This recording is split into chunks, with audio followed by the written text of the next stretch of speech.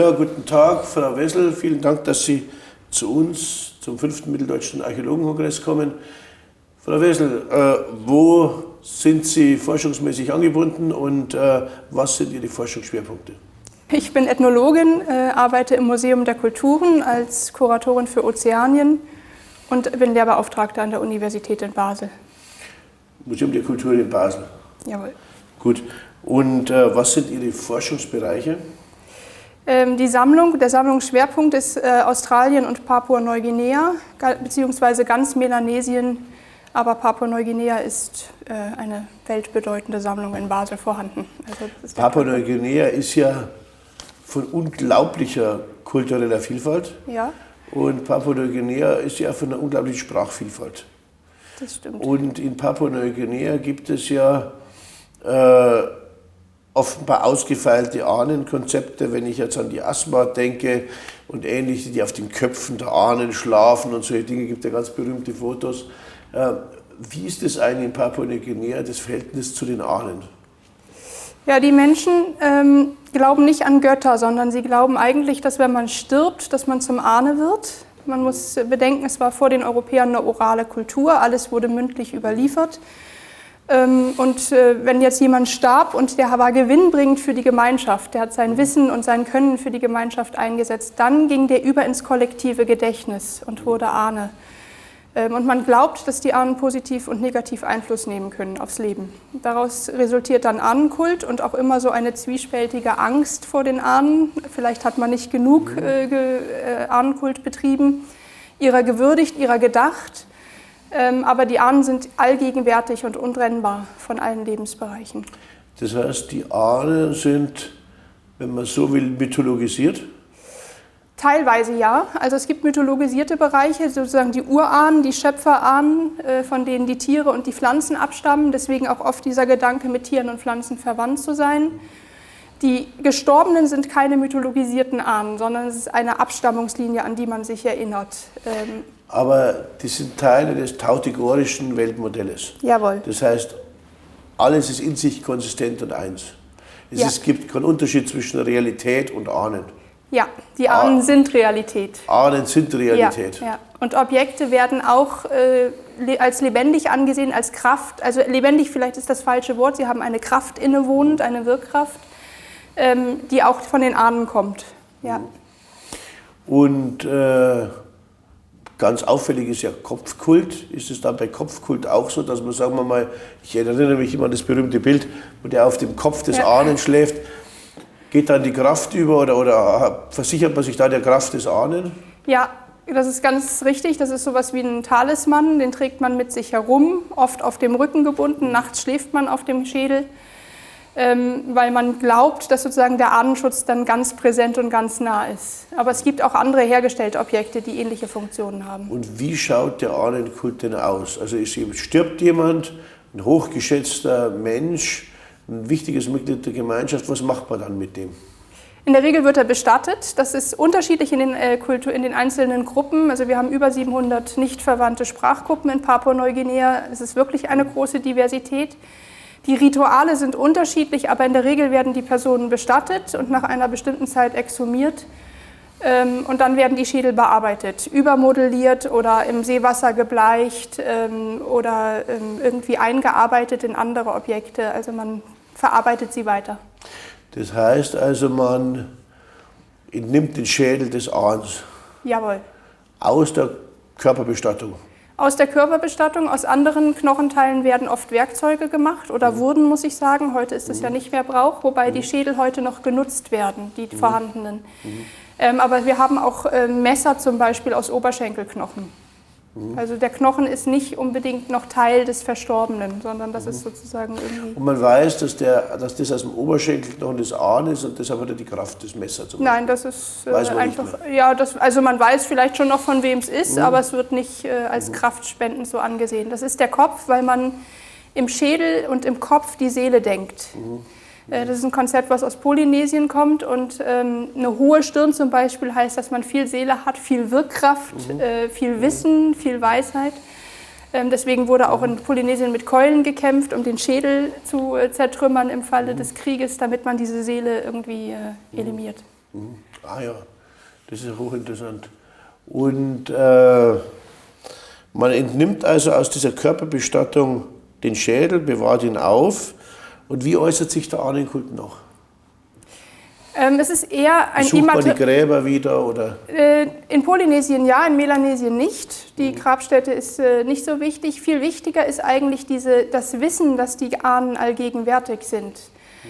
Und alle Häuser, alle Kleidungsstücke, alle Schmuckstücke zeigen irgendwie Elemente, die immer wieder hinweisen darauf, dass man von den Ahnen abstammt. Und es ist nicht so sehr nur der Schädel. Der Schädel ist ein ganz spezielles Objekt, ein ganz spezieller Teil des Ahnenkults, aber nicht das einzige. Ich habe gesehen, man macht zum Beispiel Ketten aus Zungenbeinen und so etwas. Unterkiefer, gerne. Ja. Ja. Das stimmt. Das ist, Was hat nun der Ahnenkult mit den Farben zu tun? Gibt es ein Farbsystem? Denn mir ist ihm aufgefallen, es ist unglaublich farbenfroh. Rot wird sehr häufig verwendet. Körperbemalung ist allgegenwärtig. Und trotz einer scheinbar spärlichen materiellen Kultur ist diese materielle Kultur organisch reich ausgestattet. Man hat zum Beispiel eigentlich hauptsächlich Steinbeile, aber die malt man rot an oder man bekleidet die sogar. Also gibt es ein Farbkonzept und hängt das mit dem Ahnenkult zusammen? Ja, das gibt's. Auch die Verzierung hängt mit dem Ahnenkult zusammen. Es werden bestimmte Ahnen dargestellt, die zum Beispiel Fähigkeiten im Schnitzen hatten. Das dann auf eine Axt zu schneiden, zeigt, dass man dieses übermittelte, überlieferte Wissen über Generationen mit in die Arbeit einfließen lässt. Wir wissen, dass Schwarz die Farbe des Alltags ist. Die Menschen sind sehr dunkelhäutig. Das ist so die normale Farbe. Und dass Weiß die Ahnenfarbe ist. Und die einzige Farbe neben Schwarz und Weiß, die ja eigentlich keine Farben sind, ist Rot. Die kommt in allen Kulturen vor. Und es scheint so eine Art Mittler zu sein zwischen Ahnen und Menschen. Es ist so, dass Rot immer da eingesetzt wird, wo ein Mensch Wissen angesammelt hat, wo er besser geworden ist, wo er in der sozialen Rang der eigenen Gesellschaft aufgestiegen ist. Umso mehr Rot darf er sich zum Beispiel die Körperbemalung malen, umso mehr Rot tragen seine Objekte. Es wird die rote Farbe, das ist meistens Ocker, sind gebrannte Ockertöne, verwendet, um Objekte zu bemalen, zu bepinseln.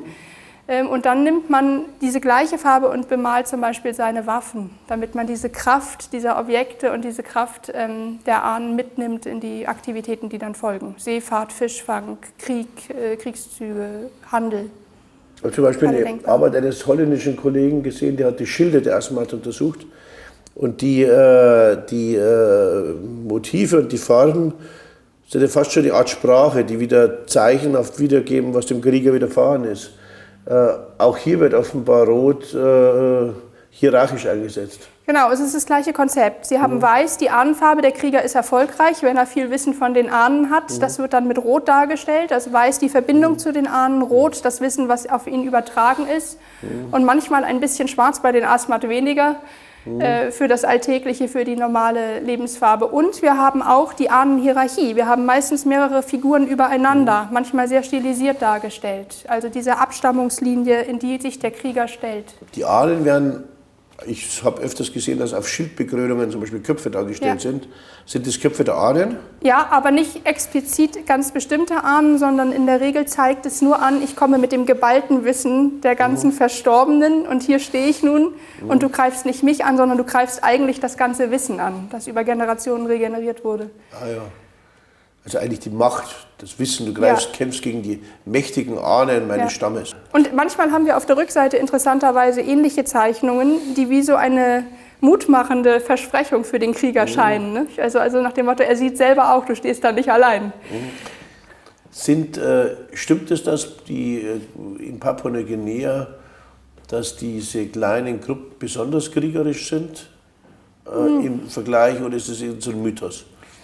Das würde ich sagen, ist ein Mythos. Also es sind alles Kriegerkulturen in der ganzen Südsee, aber das von der Gruppengröße abhängt, ist, glaube ich, eher ein Mythos. Es geht eher darum, ob man früher zum Beispiel um fruchtbares Land kämpfen musste oder um Frauen, weil nicht genug potenzielle Heiratskandidaten da waren. Also die Südsee ist durchzogen von Kriegerkulturen. Woran liegt es eigentlich? Denkt man in der Südsee, hat man genug Ressourcen, man denkt an Gauguin, man denkt an Cook, man denkt an die englischen Runaways, die von den Schiffen abhauten, weil es so paradiesisch ist. Ist das Leben doch schwieriger, als man als Europäer denkt? Ja, also das Paradies ist es sicher nicht. Was paradiesisch für die Europäer schien, ist natürlich, dass alles wächst und dass man eher roden muss, um ernten zu können. Und das ist für uns paradiesisch und es ist immer tropisch warm und so weiter.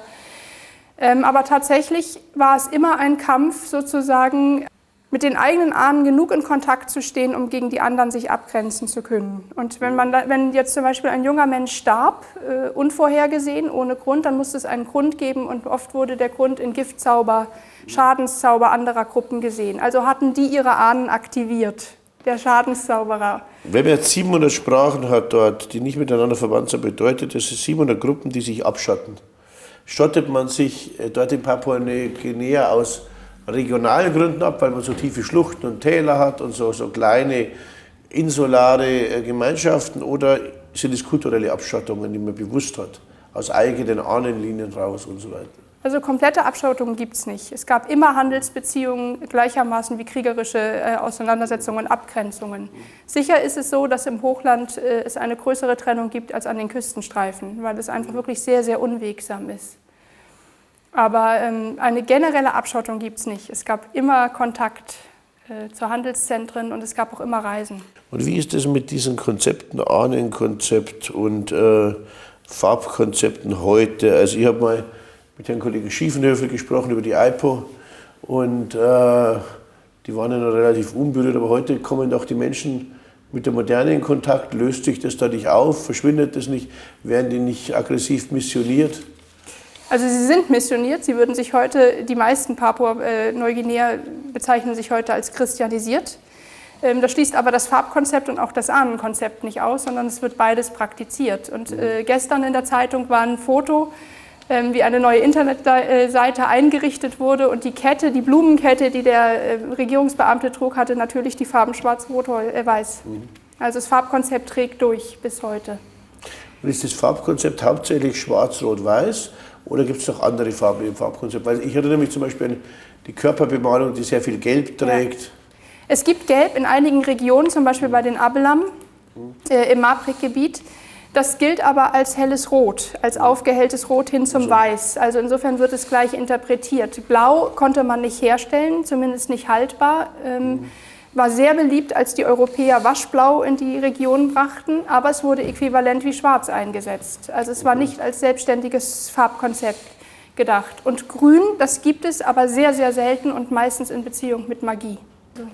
Also 3 Hauptfarben oder 2 Nichtfarben, Weiß und Schwarz und Rot. Also als einzige wirkliche Farbe Rot. Ja. Und Rot sozusagen als Wissen und Mittler zu den Ahnen. Ja. Zwischen den Menschen und Ahnen. Und wie wird das Rot gewonnen? Aus Ockererden oder aus Pflanzenfarben? Meistens aus Ockererden, die gebrannt werden. Es ist sehr spezielles Wissen, wo diese Fundstellen sind, wie man es brennt. Es erfordert sehr viele Tabus, dass die Farbe dann leuchtend ist.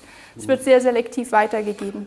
Machen das spezielle Personen oder darf das jeder machen? Nein, das machen spezielle Personen, meistens die Schnitzmeister oder die Maler, die Hausfassaden zum Beispiel bemalen. Ist das Rot, sind diese Ockererden weit entfernt oder hat jeder Stamm seine eigenen, sind die um die Ecke oder muss man da weit gehen, um die zu finden? Also jeder Stamm hat seine eigenen, aber sie sind nicht immer um die Ecke. Sie sind meistens irgendwo versteckt im Urwald, sonst wüsste ja jeder, wo es ist. Okay. Es ist tatsächlich sehr, sehr selektiv weitergegebenes Wissen um die Farben. Also auch das Wissen um die Farben stellt eine gewisse Macht dar. Ja. Und auch einen gewissen sozialen Rang. Also es gibt ja eine soziale Hierarchie, die einhergeht mit Wissen. Das ist eine Wissenshierarchie. Und Personen, die mit Farben arbeiten, die stehen traditionell sehr hoch in dieser Hierarchie. Und Personen, die sich bemalen, wahrscheinlich darf sich jeder bemalen oder dürfen sich nur gewisse Leute bemalen? Es darf sich im Prinzip jeder bemalen, aber nicht jeder gleich, weil die Bemalung Ausdruck ist über Sozialstand, über Wissen, über Können, über Initiationsstand. Also da sind mehrere Sachen impliziert. Bestimmte Malereien zeigen einfach, wer man ist. Das sind Identitätsmerkmale. Und die anderen Teile sind dann persönlich. Gibt es da auch Stammesmerkmale bei der Bemalung? Ja, Klar, es gibt also jede Gruppe hat ihre eigenen Farbkonzepte und auch Musterkonzepte und Musterkombinationen. Dürfen sich Kinder schon bemalen oder werden Kinder schon bemalt? Ja, Kinder werden bemalt, also bei Festen sowieso und auch ab der ersten Initiation, die meistens, das ist ja in den Gruppen unterschiedlich, aber meistens so im Alter von 7 Jahren erfolgt, steigt dann sozusagen auch das Farbkonzept und das Wissen darüber an der Körperbemalung. Aber man sieht auch schon kleine Kinder bemalt. Nebenbei heute auch bei Grundschulfesten. Und es werden ja Gegenstände bemalt. Werden auch moderne Gegenstände bemalt wie Autos?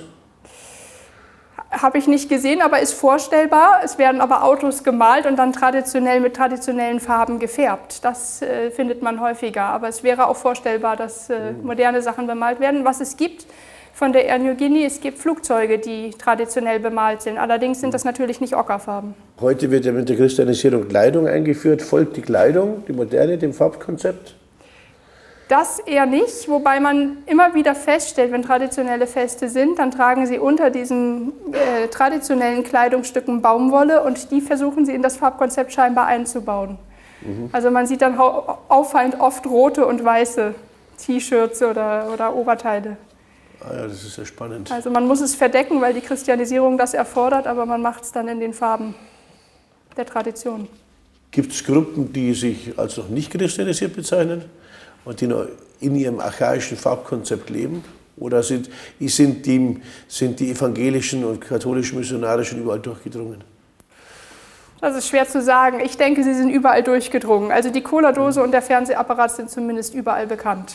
Und insomit denke ich auch, die Christianisierung ist weit fortgeschritten. Es war eine relativ friedliche Missionierung. Es sind weiße Missionare, die kamen, passten fantastisch ins Farbkonzept. Sie hatten Stoffe und Metalle, die man nicht kannte, Baumwolle, Metalle, Glas, Spiegel, also alles Güter, die eigentlich ja nur von den Ahnen kommen konnten. Und insofern hat man das Christentum relativ friedlich adaptiert mit einzelnen Ausnahmen.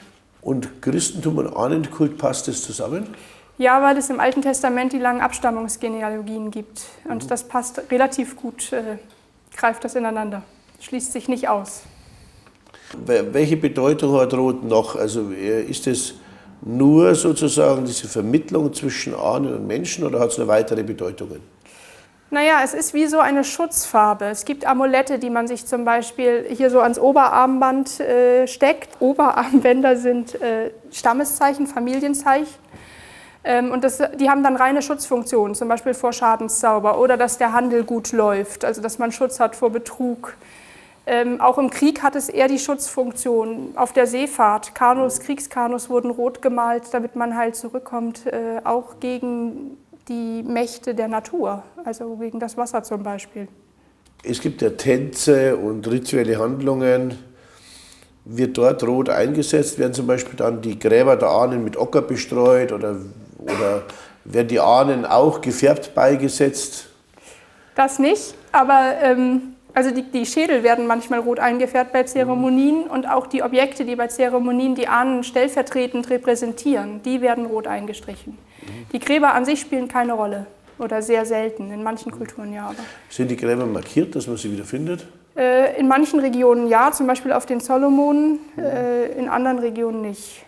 Also das Grab an sich ist nicht so wichtig, wichtiger ist eigentlich dieser Verstorbene im Gedächtnis, im kollektiven Gedächtnis. Wenn man Dinge entnimmt, jetzt in Neuguinea aus dem Grab, ein Oberschenkel für ein Messer, ein Schädel, dann muss man zum Grab zurückkehren, lässt man den Toten, bestattet man den, bis er entfleischt ist nach 1-2 Jahren und holt es dann oder lässt man ihn verwesen oder legt man ihn in Bäume und was macht man da? Das ist unterschiedlich, also komplett unterschiedlich. Im Hochland gibt es Praktiken, dass man sie übers Feuer hängt und dann sozusagen wie konserviert und dann irgendwie weiterverarbeitet. An den Küsten legt man gerne die Knochen ins Seewasser, dass sie ausbleichen. In der Regel ist es aber schon so, dass sie bestattet sind, bis sie entfleischt sind. Allerdings dauert es nicht ein paar Jahre, sondern nur ein paar Wochen bis Monate. Weil es tropisch ist. Ja, und weil Ungeziefer das schnell erledigt. Also deswegen werden die auch schnell bestattet. Und bei der Bestattung spielen da Farben eine Rolle? dass man sich dann rot bemalt oder ähnliches? Ja, in manchen Regionen ja, zum Beispiel auf Neuirland. Da werden Objekte, Holzobjekte hergestellt, ganze Ensembles von Objekten, die diese Geschichte zeigen, wie der Verstorbene sozusagen zum Ahnen wird und man erinnert sich an die guten Taten des Verstorbenen und so weiter. Das ist eigentlich die letzte bildliche Darstellung. Danach gibt es ihn nur noch im Gedächtnis. Und diese ganze Objektgruppe, die ist generell immer weiß, schwarz, rot. Und weiß ist eben die Ahnenfarbe, rot ist die Farbe des Lebens. Sehr oft sind Vogelfedern so dargestellt, weil der Wind durchgehen kann und irgendwie dieses Lebendige symbolisiert. Schwarz sind sehr oft die Schlangen, die das irgendwie das Leben und auch das Harte im Leben symbolisieren. Und weiß eben die Ahnen, die dann den Verstorbenen abholen. Ja, das ist wahnsinnig spannend. Sehen Sie eine Möglichkeit, dass man im Analogieschluss die Dinge mit prähistorischen Befunden vergleicht? Ich habe zum Beispiel hier jetzt gerade aus Salzmünde Befunde, wo jemand bestattet wird, dann wird der Schädel entnommen, der Schädel taucht in einem anderen Zusammenhang wieder auf, dann werden eben auch zum Beispiel Oberschenkelknochen entnommen. Glauben Sie, dass so Analogieschlüsse möglich sind oder glauben Sie, dass man da extrem vorsichtig sein muss? Nein, ich glaube, es gibt schon Analogien. Man muss halt vorsichtig untersuchen, ob es dann auch stimmt, dass man nichts rein interpretiert. Aber wir haben auch bei Scherbenfunden und solchen Dingen, frage ich mich oft, ist das roter Ton und warum ist der rot? Warum hat man nicht zum Beispiel den schwarzen genommen vom Essgeschirr? Also ich glaube schon, dass es Parallelen geben kann zu anderen Weltregionen. Okay, danke schön. Es war sehr spannend. Ich freue mich auf den Vortrag. Vielen Dank.